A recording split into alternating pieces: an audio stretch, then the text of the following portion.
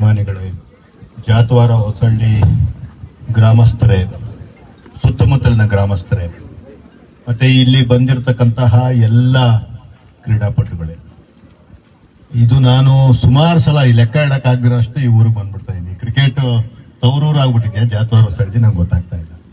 ಅಷ್ಟೊಂದು ಮ್ಯಾಚಸ್ ನಡೀತಾ ಇದೆ, ಅಷ್ಟೊಂದು ಟೂರ್ನಮೆಂಟ್ ಮಾಡ್ತಾ ಇದ್ದೀರಾ, ಮತ್ತೆ ಚೆನ್ನಾಗಿ ಮಾಡ್ತಾ ಇದ್ದೀರಾ, ಚೆನ್ನಾಗಿ ಆಯೋಜನೆ ಮಾಡ್ತಾ ಇದ್ದೀರಾ.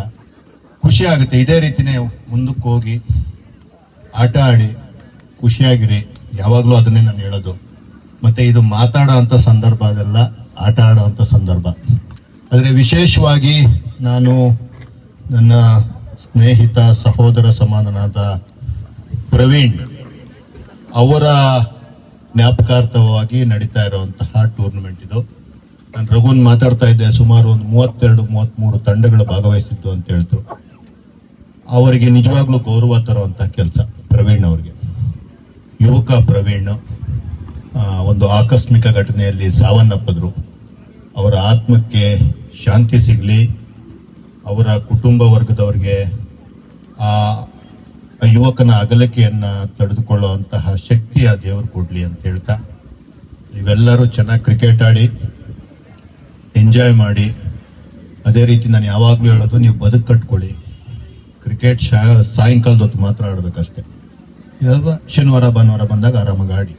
ಅದು ಬಿಟ್ಟು ಬದುಕು ಕಟ್ಕೊಳ್ಳಿ, ಹಣ ಸಂಪಾದನೆ ಮಾಡಿ. ನೋಡಿ, ನನ್ನ ಯುವಕ ಸ್ನೇಹಿತರು ಇವತ್ತು ಭಾನುವಾರ ಅವರು ಯೂಟ್ಯೂಬ್ ಚಾನಲ್ಸ್ ನಡೆಸ್ತಾರೆ.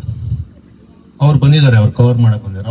ಅವರ ಒಂದು ಸಾಧನೆ, ಅವರ ಒಂದು ಶ್ರಮ, ಆ ಬದ್ಧತೆ ಇರ್ಬೇಕು. ಏನೇ ಕೆಲಸ ಮಾಡ್ಬೇಕಾದ್ರೆ ಎಲ್ಲಿ ಏನ್ ಪ್ರೋಗ್ರಾಮ್ ಇದ್ರು ಅವ್ರು ಕವರ್ ಮಾಡಕ್ ಬರ್ತಾರೆ. ನಮ್ದೇ ಅಂತಲ್ಲ, ಯಾವುದೇ ಇದ್ರು ಅದು ಅವ್ರ ಬದ್ಧತೆ. ಮತ್ತೆ ಅದನ್ನ ಏನು ಒಂದು ಟೆಕ್ನಿಕಲ್ ಆಗಿ ಏನ್ ಮಾಡ್ಬೇಕು, ಯಾವ್ಯಾವ ಟೈಮಲ್ಲಿ ಅದನ್ನ ಪೋಸ್ಟ್ ಮಾಡಬೇಕು, ಇದನ್ನೆಲ್ಲ ಅಂತ ಅರ್ಥಕೊಂಡು ಅನುಭವದಿಂದ ನಿಮ್ ತರ ಅವರು ಕ್ರಿಕೆಟ್ ಆಡ್ಬೋದಾಗಿತ್ತು. ಆಡಬಾರ್ದು ಅಂತಲ್ಲ, ಆಡದ್ದು ತಪ್ಪು ಅಂತಲ್ಲ, ಬಟ್ ಅವ್ರ ಕೆಲಸ ಇದು. ಅದೇ ರೀತಿ ನೀವೆಲ್ಲರೂ ಸಹ ದಯವಿಟ್ಟು ಯುವಕರೇ ಎಲ್ಲರೂ ನಿಮ್ಮ ಬದುಕುಗಳನ್ನು ಕಟ್ಕೊಳ್ಳಿ. ನಾವೆಲ್ಲ ಹಳ್ಳಿಗಾಡಿನ ಜನ. ನಿಜಕ್ಕೂ ಈಗಲೂ ಒಂದು 80-90% ಜನಕ್ಕೆ ನಮ್ಗೀಗಲೂ ಒಂದು ಉತ್ತಮವಾದ ಜೀವನ ಇಲ್ಲ. ಆರ್ಥಿಕವಾಗಿ, ಮಾನಸಿಕವಾಗಿ ನಾವೆಲ್ಲ ಸ್ಟ್ರಾಂಗ್ ಇದ್ದೀವಿ, ಬೌದ್ಧಿಕವಾಗಿ ನಾವು ಸ್ಟ್ರಾಂಗ್ ಇದ್ದೀವಿ, ಆದರೆ ಆರ್ಥಿಕವಾಗಿ ನಾವು ತುಂಬಾ ಹಿಂದುಳಿದಿದ್ದೀವಿ ಈಗಲೂ ಸಹ. ಅದನ್ನ ನಾವು ಮೆಟ್ಟಿ ನಿಲ್ಬೇಕು. ನಮ್ಮ ತಂದೆ ತಾಯಿಗಳಿಗೆ ಒಂದು ಒಳ್ಳೆ ಜೀವನ ಕೊಡಬೇಕು. ನಮ್ಮ ತಂದೆ ತಾಯಿಗಳಿಗೂ ಜಾತವಾರ ಹೊಸಳ್ಳಿ ಚಿಕ್ಕಬಳ್ಳಾಪುರ ಬಿಟ್ಟು ಬೆಂಗಳೂರು ತೋರಿಸ್ಬೇಕು, ಮೈಸೂರು ತೋರಿಸ್ಬೇಕು, ಆದ್ರೆ ಡೆಲ್ಲಿ ತೋರಿಸ್ಬೇಕು, ಇನ್ನೂ ಆದ್ರೆ ಹೊರ ದೇಶಗಳಿಗೆ ಕರ್ಕೊಂಡೋಗಿ ತೋರಿಸ್ಬೇಕು ಅನ್ನೋ ಛಲ ನಿಮ್ಮ ಗುಂಡಿಗೆಯಲ್ಲಿ ಇರಬೇಕು. ನಿಮ್ಮ ತಂದೆ ತಾಯಿಗೆ, ನೀವೆಲ್ಲ ಯುವಕರಿದ್ದೀರಾ, ಯುವಕರಿಗೋಸ್ಕರ ಹೇಳ್ತಾ ಇದೀವಿ. ಅದೇ ರೀತಿ ನಿಮ್ಮ ಅಣ್ಣ ತಮ್ಮಂದ್ರೆ ಯಾರಾದ್ರೂ ಇದ್ರೆ, ನಿಮ್ಮ ಅಕ್ಕ ತಂಗಿಯರು ಯಾರಾದ್ರೂ ಇದ್ರೆ, ಅವ್ರಿಗೆ ಒಳ್ಳೆ ಎಜುಕೇಶನ್ ಕೊಡಿಸ್ಬೇಕು, ಅವ್ರಿಗೆ ಒಳ್ಳೆ ಕಡೆ ಮದುವೆ ಮಾಡಬೇಕು, ಅವ್ರಿಗೆ ಒಳ್ಳೆ ಕಡೆ ಉದ್ಯೋಗ ಕೊಡಿಸುವಂತಹ ಶಕ್ತಿ ನಿಮಗೆ ಬರಬೇಕು. ಇದೆಲ್ಲ ಬರಬೇಕು ಅಂದ್ರೆ ನಿಮ್ಮ ಹತ್ರ ಕಾಸಿರ್ಬೇಕು. ಕಾಸಿರ್ಬೇಕು ಅಂತಂದ್ರೆ ಯಾವ್ಯಾವ್ದೋ ದಾರಿನಲ್ಲಿ ಕಾಸು ಸಂಪಾದನೆ ಮಾಡೋದಲ್ಲ. ನೋಡಿ, ಈ ಹುಡುಗರ ತರ ಆಗಿರ್ಬೋದು, ನಮ್ಮ ತರ ಆಗಿರ್ಬೋದು, ನಾನು ಹೆಮ್ಮೆಯಿಂದ ಎದೆ ಮುಟ್ಕೊಂಡು ಹೇಳ್ತೀನಿ, ಕರೆಕ್ಟಾಗಿ ಕಾಸು ಸಂಪಾದನೆ ಮಾಡ್ತಾ ಇದ್ದೀನಿ. ಮತ್ತೆ ಈ ಪ್ರಕೃತಿ ನಿಮ್ಮನ್ನ ಕರೆಕ್ಟ್ ದಾರಿನಲ್ಲಿ ಕರ್ಕೊಂಡು ಹೋಗುತ್ತೆ. ಆ ಛಲ ಇರಬೇಕು ಮನ್ಸಲ್ಲಿ. ಎಲ್ಲೆಲ್ಲಿಂದನೂ ಅವಕಾಶಗಳು ಉಟ್ಕೊಂಡ್ಬರುತ್ತೆ. ನಮ್ಗೆ ಗೊತ್ತಿಲ್ಲ, ನಾವೇನು ಹುಟ್ಟಾಕೋದ್ ಬೇಕಿಲ್ಲ. ಅವಕಾಶಗಳು ಉಟ್ಕೊಂಡ್ಬರುತ್ತೆ. ಅದನ್ನ ನಿಭಾಯಿಸುವ ಶಕ್ತಿ ನಿನಗಿದೆಯಾ ಅಂತ ಈ ಪ್ರಕೃತಿ ನೋಡುತ್ತೆ. ಇವನ್ನ ಎಲ್ಲಿವರೆಗೂ ತಗೊಂಡು ಹೋಗ್ಬೋದು ಆ ಪ್ರಕೃತಿಗೆ ಗೊತ್ತಿದೆ. ಅಂಬಾನಿನ ಎಲ್ಲಿವರೆಗೂ ತಗೊಂಡು ಹೋಗ್ಬೋದು, ಸಂದೀಪ್ನ ಎಲ್ಲಿವರೆಗೂ ತಗೊಂಡು ಹೋಗ್ಬೋದು, ನರೇಂದ್ರ ಮೋದಿಜಿ ಅವ್ರನ್ನ ಎಲ್ಲಿವರೆಗೂ ತಗೊಂಡು ಹೋಗ್ಬೋದು, ಈ ಪ್ರಕೃತಿಗೆ ಗೊತ್ತಿದೆ. ಒಬ್ಬ ಕುರಿ ಮೇಯಿಸೋ ಒಬ್ಬ ಬಾಲಕ 5ನೇ ಕ್ಲಾಸ್ಗೆ ಹೋಗುವಂತ ವಯಸ್ಸಾಗಿದ್ರು ಶಾಲೆಗೆ ಹೋಗಕ್ಕಾಗದಿರುವಂತಹ ಒಬ್ಬ ಬಾಲಕ ಇವತ್ತು ನಮ್ಮ ರಾಜ್ಯವನ್ನ 2ನೇ ಬಾರಿ ಮುಂದುವರಿಸ್ತಾ ಇದ್ದಾರೆ ಸಿದ್ದರಾಮಯ್ಯ. ಆ ಪ್ರಕೃತಿಯ ವಿಸ್ಮಯ ಇದೆಲ್ಲ. ಅದು ನಮ್ಮಲ್ಲಿ ನಿಮ್ಮಲ್ಲಿ ಕೂಡ ಆಗುತ್ತೆ. ಅದನ್ನ ಆಗ್ಬೇಕು ಅಂದ್ರೆ ಫಸ್ಟ್ ನಮಗ ಆ ಛಲ ಇರ್ಬೇಕು. ನಾವೇನಾದ್ರೂ ಆಗ್ತೀವಿ ಅಂತ ನಮಗ ಅನಿಸ್ಬೇಕು.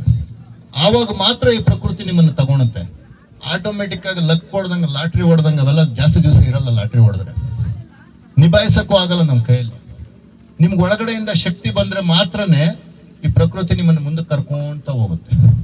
ಅಂತಹ ಯುವಕರು ನೀವು ಆಗ್ಬೇಕು. ನಿಮ್ಮ ಕುಟುಂಬಗಳನ್ನ ಎತ್ತರದ ಸ್ಥಾನದಲ್ಲಿ ನಿಲ್ಲಿಸುವಂತ ಛಲ, ಆ ಬೆಂಕಿ ನಿಮ್ಮ ಎದೆನಲ್ಲಿ ಉಟ್ಕೊಂಡು ಯಾವಾಗಲೂ ಉರಿಬೇಕು. ಆವಾಗ ಮಾತ್ರನೇ ನಮ್ಮ ಜೀವನಗಳು ಚೆನ್ನಾಗಾಗುತ್ತೆ. ಸಾಕಾಗಿದೆ ನಮ್ಮ ಭಾರತ ಅಭಿವೃದ್ಧಿಶೀಲ ದೇಶ, ರಾಜಕಾರಣಿಗಳು ಏನ್ ಮಾಡಬೇಕು ಅಷ್ಟೇ ಮಾಡ್ತಿರ್ತಾರೆ. ನಮ್ಮ ಬದುಕುಗಳನ್ನ ನಾವೇ ಕಟ್ಕೊಬೇಕು. ನಮ್ಮ ಬದುಕುಗಳನ್ನ ನಾವು ಕಟ್ಕೊಂಡ್ರೆ ಮಾತ್ರ ನಮ್ಗೇನಾದ್ರೂ ಒಂದು ಮರ್ಯಾದೆ ಇರುತ್ತೆ, ನಾವು ಹುಟ್ಟಿದ್ದಕ್ಕೊಂದು ಸಾರ್ಥಕತೆ ಇರುತ್ತೆ. ಇದು ನಾನು ನನ್ನ ಅಣ್ಣ ತಮ್ಮಂದ್ರಲ್ಲಿ ಸವಿನಯವಾಗಿ ಕೇಳ್ಕೊಳ್ತಾ ಇರೋದು ಬಿಟ್ರೆ ನಾನೇನೋ ದೊಡ್ಡ ಮನುಷ್ಯನ ತರ ಮಾತಾಡ್ತಾ ಇರೋದಲ್ಲ. ನನ್ನ ಜೀವನದ ಅನುಭವಗಳನ್ನ ನಿಮ್ಮ ಜೊತೆ ಹಂಚ್ಕೊಳ್ತಾ ಇದ್ದೀನಿ ಸಂಕ್ಷಿಪ್ತವಾಗಿ. ದಯವಿಟ್ಟು ಬದುಕುಗಳನ್ನ ಕಟ್ಕೊಳ್ಳಿ. ತಂದೆ ತಾಯಿಗೆ ಒಳ್ಳೆ ಮಕ್ಕಳಾಗಿ, ಅಣ್ಣ ತಮ್ಮಂದ್ರಿಗೆ ಒಳ್ಳೆ ಸಹೋದರಾಗಿ, ಪಕ್ಕದ ಮನೆಯವ್ರಿಗೆ ಒಳ್ಳೆ ನೆರೆಹೊರೆಯರಾಗಿ, ನಿಮ್ಮ ಊರಿನ ಯುವಕರಾಗಿ ನೀವು ಲೀಡರ್ಗಳಾಗಿ ಊರಿಗೇನಾದ್ರೂ ಒಂದು ಒಳ್ಳೆ ಕೆಲಸ ಮಾಡಿ, ಸ್ಕೂಲ್ಗೆ ಒಳ್ಳೆ ಕೆಲಸ ಮಾಡಿ, ದೇವಸ್ಥಾನಕ್ಕೆ ಒಳ್ಳೆ ಕೆಲಸ ಮಾಡಿ, ಮೋರಿ ಏನಾದ್ರೂ ಕಟ್ಕೊಂಡಿದ್ರೆ ಎಲ್ಲರೂ ಸೇರಿ ಕ್ಲೀನ್ ಮಾಡಿ, ರಸ್ತೆ ಏನಾದ್ರೂ ಹಾಳಾಗಿದ್ರೆ ಎಲ್ಲರೂ ಸೇರಿ ಏನಾದ್ರೂ ಮಾಡಿ. ಆ ತರ ಕೆಲಸಗಳು ಮಾಡ್ಬೋದು, ಬರೀ ಕ್ರಿಕೆಟೇ ಅಲ್ಲ. ನಾನು ಕ್ರಿಕೆಟ್ ವಿರೋಧಿ ಅಲ್ಲ, ಇದೊಂದು ಸಂದರ್ಭ ಅಂತ ತಗೊಂಡು ಹೇಳ್ತಾ ಇದ್ದೀನಿ ಅಷ್ಟು ಬಿಟ್ರೆ ಕ್ರಿಕೆಟು ಬೇಕು, ನಮ್ಮ ಊರು ಬೇಕು, ನಮ್ಮ ಬದುಕು ಬೇಕು. ಇಷ್ಟು ಹೇಳಕ್ಕೆ ಅವಕಾಶ ಮಾಡಿಕೊಟ್ಟಂತಹ ನನ್ನೆಲ್ಲ ಸ್ನೇಹಿತರಿಗೆ ವಂದಿಸುತ್ತಾ ಥ್ಯಾಂಕ್ ಯು ಸೋ ಮಚ್. ಮತ್ತೆ ನಮ್ಮ ಹರಿ ಹೇಳ್ತಿದ್ದಾನೆ, ಈ ಕೂಡ ನಮ್ಮ ಗಿರಿ ಇವಾಗ ಬರ್ಬೇಕಾದ್ರೆ ಕಾರಲ್ಲಿ ಹೇಳ್ತಿದ್ದ, IPL ಬೆಟ್ಟಿಂಗ್ ಜಾಸ್ತಿ ಆಡ್ತಿದಾರಣ ಅಂತ, ಆನ್ಲೈನ್ ಗೇಮಿಂಗ್ ಜಾಸ್ತಿ ಆಡ್ತಿದ್ದಾರೆ. ನಮ್ಗೆ ಅದೇನಂತಾನೆ ಗೊತ್ತಿಲ್ಲ, ಅದೇನಂತ ವಿಷಯನೇ ಗೊತ್ತಿಲ್ಲ, ನಮ್ಗೆ ಬರೋದೇ ಇಲ್ಲ, ಲಿಂಕ್ ಕೂಡ ಬರಲ್ಲ. ಯಾಕೆ ಲಿಂಕ್ ಬರಲ್ಲ ಅಂದ್ರೆ ನಾವೇನು ಯಾವತ್ತು ನೋಡೇ ಇರಲ್ಲ. ನೀವ್ ಯಾವಾಗ ಹುಡುಕ್ತಾ ಇರ್ತೀರ ನಿಮ್ಗೆ ಅವೇ ಬರ್ತಾ ಇರ್ತದೆ. ದಯವಿಟ್ಟು ಅದರಿಂದ ಯಾರು ಉದ್ಧಾರ ಆಗಿರೋರಿಲ್ಲ, ಮನೆಗಳು ಹಾಳಾಗಿದೆ, ಅವುಗಳಿಂದ ಹೊರಗಡೆ ಬನ್ನಿ ದಯವಿಟ್ಟು.